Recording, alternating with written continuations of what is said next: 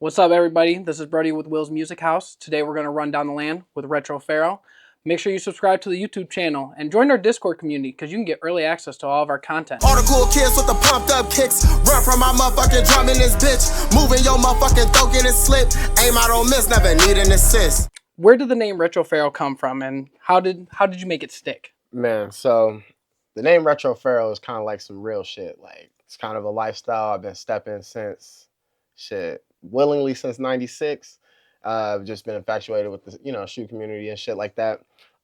Pharaoh aspect comes from like my fucking obsession with ancient Egypt history. Dope. I like that. I could dig that. It's history with everything. It's culture with everything. Indeed. I'm a big sneakerhead myself, so when you talk about retro, I understand completely where you're coming from. So I think that's sick. I've also seen the clips. I'm a little curious about this Bonkers TVs I seen you on. So talk to me a little about how that came to be, how you got on that, and what's it all about. So yeah, shout out to Bonkers and shit, right? So it's a reality TV show based in Cleveland, and the shit is just bonkers, honestly. That's pretty much the synopsis of it. But yeah, it's premiering next month. Dope. And yeah, it's basically a lot of creative. So I got on there because I'm a creative in Cleveland. Cool. So it's like everybody's from the area. Everyone's from the area and everyone does something. Now, does it follow like your guys' lifestyle or like? Basically just like our interactions. We'll be out and shit. Oh, we cool. do studio sessions. It's bonkers. I can just say that. I can believe it. Yeah. That's dope. I was a little curious. I've never seen anything like it. But yeah, that's super sick. I want to touch on a little bit of the posts you've been making with the Footprint Gang. I've been seeing you, Gutty Mac, all of that. You guys have been collaborating on this Footprint Gang. I'm a little curious, like, what is the whole entire idea behind that? It's basically more or less a shoe club. We're all creators, but we're like, we fuck with shoes. So like, they were like, oh man, we should call it the Footprint Gang. I'm like, yeah, that shit's cool. Yeah. So yeah, but they all create, and I create with them. They're fucking awesome. So it's not like a gang per se, more like a collective. A collective. Who's all in that with you? Mainly as far as like the artistry wise is Gutty, Kamikaze Kenji. Hell yeah. On the non-performer size, my dog Harv, my dog Otto. There's a couple other steppers out there. And how'd you get in touch with all these guys? Have you been working with them? I just grew up with them. Oh, really? Well, for Gutty Mac and Kenji, I met them through their craft. But they're like my brothers. They like the only real niggas I can say I met through this. I know. I see you guys post all the time. So I know you guys are pretty tight. And I know he's been featured on some songs with you and everything like that. Absolutely. So close collective like that. I respect it just from the friendship and, the closeness of everything. Right. So to see you guys put everything together and, hone that craft and, step on it, as you would say. Step on it, right. You know what I'm saying? It's just rare to meet people like that. Right, yeah. So definitely, that's super sick. Now, you started 2025 with the release of your EP, The Stepfather. Right. What made you want to drop something on the first of the year? Oh, man. So, if I can just be honest with you, the shit has been postponed for like almost a year. Wow. Yeah, so I was like really dragging my ass, but I was just trying to find fucking, I don't want to say inspiration, but it was just like, I had to get out of my own way.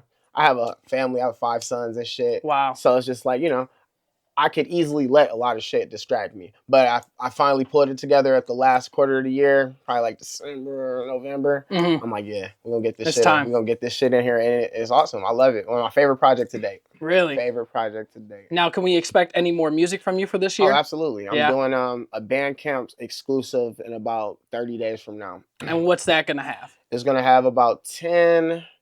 kind of like mixtape vibe, 10 songs. It's called Stepping for Dummies. Okay. I'm going to follow that up with an EP with my other boy, Ron, Black Ferris, my boy.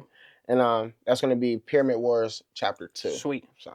Wow, you got a lot going on. Oh, a lot to look forward to. Any shows or anything coming up? Hell yeah, I got a show in Columbus on the 21st of this month. March 21st. Then I'll be in Detroit the following month. Oh, so you're outside. You're stepping outside of Cleveland. Yeah. So what's that like for you? Have you played outside the city before? Yeah, man. I had my first outside of the city tour about almost 2 years ago. Mm-hmm. Great experience. And then I did it again. Gave me more reps. And now I'm at the point where like this shit is about to be like a master class. I'm about to put on a fucking TED Talk. Wow. Like I'm telling you. I did about 4 shows already. And all of them better than the last. And it's like, I sat back, watched the film. Like, I played football. So I'm like watching the film. I'm like, oh yeah, this is what I'm about to do now. So I was just preparing for this time. Shit. since last year. Like, yeah. I'm like, can't wait till tour. Yeah, so 2025 is gonna be heavy for you. It's heavy. That's super sick. You're stepping all over. I'm stepping. I love it. Stepping. So you're from Cleveland. What side of the town are you from? From the east side. Yeah. Mostly Shaker Heights way. Okay. But you know, I'm up the way. I feel it. Now, what do you like about the whole entire artistry and music in the area? Oh man, this shit is rich. It's really rich. Like, it's really deep, diverse. You could really find an artist of any genre in Cleveland, and it actually makes good fucking music. Absolutely. So, I mean, I love the current state of the microcosm. Shit's awesome. I've been doing a lot of shows at like Cleveland Heights, and then like doing some shit on Dunlaps, and then just getting farther west. I'm trying to like, you know, branch over there to see what their artistry is like, because I feel like they're locked in. I be seeing 440. They post a lot of shit. I'm like, oh man, they're like killing it over there in Lorraine. Yeah, so, I'm from the Lorraine area. Oh yeah. So I'm always with like AK Fabian and our boy SIE. Yeah, bro, I'm trying to get there. It's a lot of, you know, it's the Northeast Ohio area is just so rich in what music is. And outside of just rap music, you know, we have rock and roll, we have alternative, you know, we have every type of aspect there you could look for in terms of music, and even EDM music. Right. So the culture is just very rich where we come from. So yeah, you know, the west side, the east side, everybody's got something going on. And even like all the venues that we have, like Dunlaps, you were talking about Dunlaps and playing stuff at Cleveland Heights, there's always something going on. Right. Like, people always want to do something, whether it's a pop-up show or it's a festival, whatever it is, we're always looking for artists, and we're always trying to get people to play. So it's kind of cool to me how deep Cleveland goes, and just outside of Northeast Ohio. Oh yeah. You know how everybody wants to categorize Cleveland as every suburb in the area. I mean, if you were to ask me, shit, I look at it like that. But it's Cleveland versus everyone. It is basically Cleveland versus everyone. Yeah. So outside of, you know, Cleveland everywhere, what's another place you enjoy playing that you've played, maybe like Columbus or Detroit and stuff like that? Most recently, my favorite performance was at the historic SIP Theater in Kentucky. Wow. And it was the last show there. We got an article in the newspaper down there. That shit was cool. Shout out to my boy Jesse. Okay. But yeah, that was my favorite out of Cleveland venue to play. And what's that type of atmosphere like when you step outside of your, I don't want to say comfort zone, but your normal area? Oh man, it was racist. No, I'm just kidding.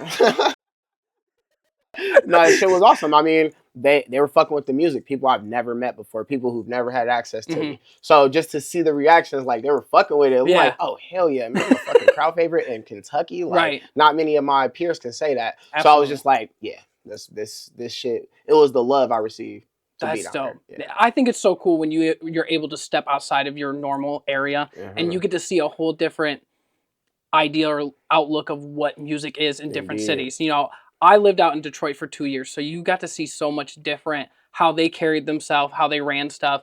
So it's always different when you get to go somewhere else and you get to see, you know, the back end of it. Right. You get to see the whole entire back end of how people might do it in Kentucky or Detroit. No doubt. And it's completely different how we might run things up here in Cleveland. Now, the last question I got for you, your last track on The Stepfather, is your favorite scary movie. What's your favorite scary movie? So I want to get into that. What is your favorite scary movie? Oh, man.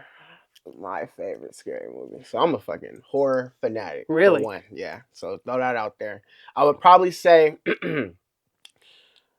1979 The Thing, John Carpenter. Okay. That shit was like probably one of my favorite movies with the gore and the real animatronics. Yeah.